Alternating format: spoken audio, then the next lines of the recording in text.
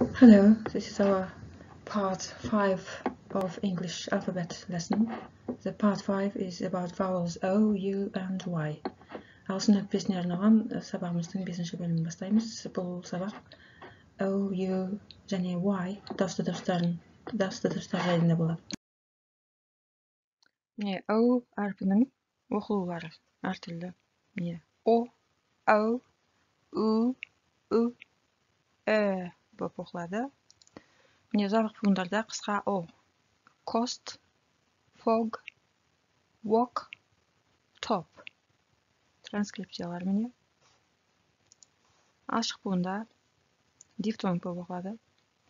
Pole, yoke, hope, nose. Екі O қатар келгенде, яғни double O болған кезде, ол ұзақ созылыңқы айтылатын U болып оқылады. Food, pool, cool, noon. Тағы сол екі O қатар келген кезде, double O болғанда, қысқа U болып айтылады. Book, proof, food, cook. Осы екі double O қатар келгенде ол қашан созылыңқы айтылады, қашан қысқа айтылады. Ол жайында ешқандай ереже жоқ. Бірақ менің байқауымша, өзінен кейін ұяң дауысты дыбыстар келсе, ол созылыңқы болып айтылатын сияқты. Және қатаң дауысты дыбыстар келсе, міне барлығында қатаң дауысты дыбыстар қысқа айтылатын сияқты. Бірақ ондай ереже жоқ. Мысалы, good деген сөз бар, ол созылыңқы қысқа айтылады. Оның соңынан ұяң дауысты дыбыс келіп тұрса да. Тек қана мен байқайтын сол good қана қысқа болып айтылады. Басқа ұяң дауыссыздардың алдында көбінесе бұл созылыңқы болып айтылады. Ал қатаң дауысты дыбыстардың алдында double O қысқа болып айтылады. Өзінен кейін A келсе міне. Ол осындай сөздер O-A көбінесе ол O болып оқылады. Бірақ осындай бірнеше сөздер бар. Есте сақтап алыңдар. Соларда ғана ол болып оқылады. Work, word, worse, worth. U дауысты дыбысы. U дауысты дыбысы жабық буындарда қысқа A болып оқылады.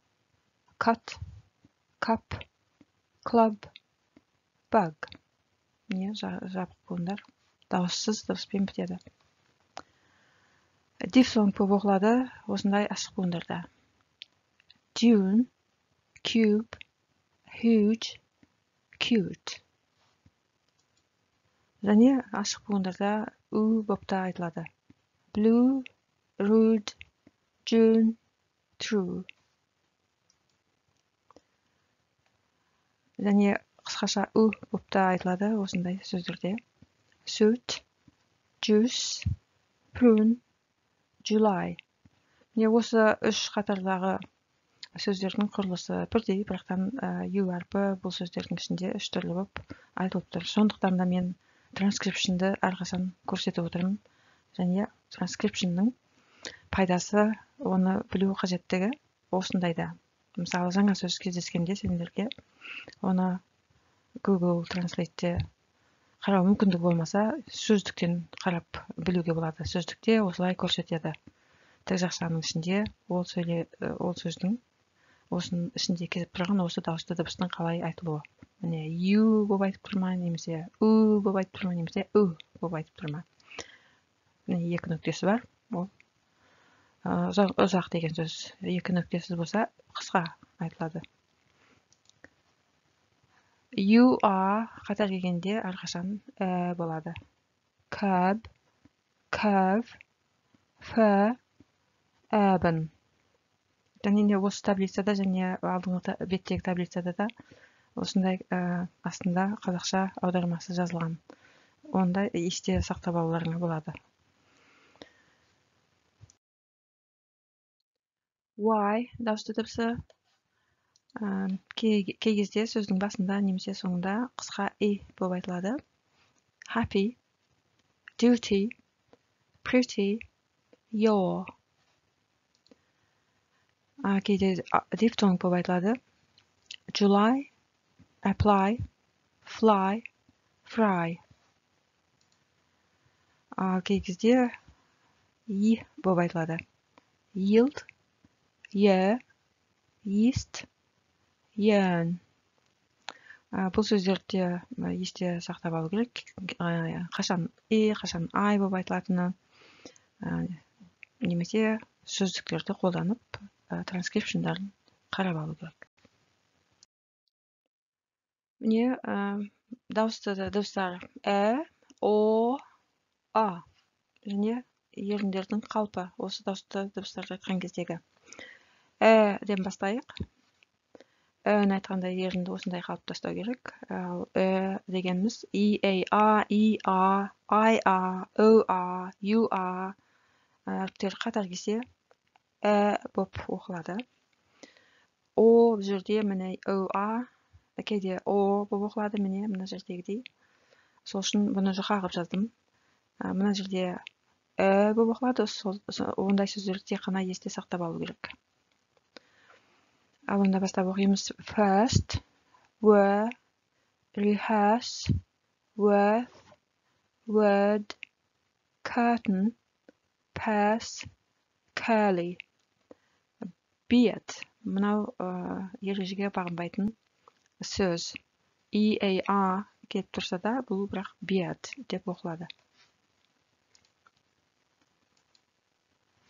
О, ерінің қалпы осындай болады. Тілдің алдыңғы жағы төмен түсіп, артқы жағы кішкене көтеріліп, ерінді жіптерін ашып, жоғары таңдайды керіп, дыбысты тамақ жақтан шығарып айтамыз. О, more, for, horse, fork, force, torch, thought, bought, caught. Және міне осы сөздің барлығында AL қатар келіп тұр. AL барлығында. Сол AL қатар келген кезде ұзақ O болып айтылады. All, міне transcription, ball, wall, call, small, chalk, walk, walking, talk, talking. Келесі А деген қысқа дыбыс. Еріндің қалпы осындай болады. Бізде қазақша дегенді айтқандағыдай жоғары таңдайды көтеріп, керіп айтамыз. Ерінді кішкене ашыңқырап. Some, ата, kata, butter, some, come, rough, tough, enough, cuff. Міне екі Т қатар келген кезде оны бір Т сияқты айтады. Ата, kata, butter. Және де мен мына жерде 4 сөзді әдейіге қостым. Бұл 4 сөздің барлығының жазылуы ұқсайды және айтылуы да ұқсайды. Айтылмайтын әріптер бар мұнда. U, G, H деген. Rough. Басқаша айтылады бұл. Rough, tough, enough, cuff. Және де міне thought, bought, caught деген 3 сөзде мысалға әдейіге қостым. Жүрде U, G, H оқылып тұрған жоқ. Жазылғанда 7 әріп, міне жерде 6 әріптен, бірақ айтылғанда 3 қана дыбыс шығып тұр. Осы сөздерде үйде айтылмайтын әріптерді ұмыт кетпей, қалдырып кетпей, дұрыстап жазуды және дұрыстап айтуын есте сақтаңдар. Бұл бетте бүкіл дауысты дыбыстар және ол дауысты дыбыстарды айтқандағы еріндердің әртүрлі қалыптары. Мен бұл бетте тек қана бір дыбысты айтқым келеді. W дегенді. Дауысты дыбыстарға жатқызбайды ағылшын тіліндегі әліппеде.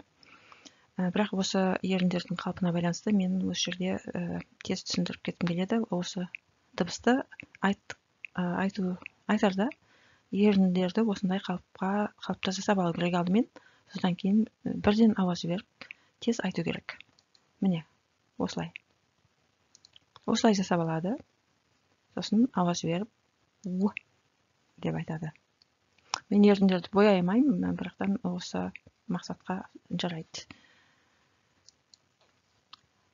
Енді осы сөздер would, woman деп айтпаймыз, оларды woman деп айтамыз. Үйде жаттығу керек болса, жаттығу жасаңдар. Осымен бүгінгі сабағымыз тәмам. Келесі сабаққа дейін сау болыңдар.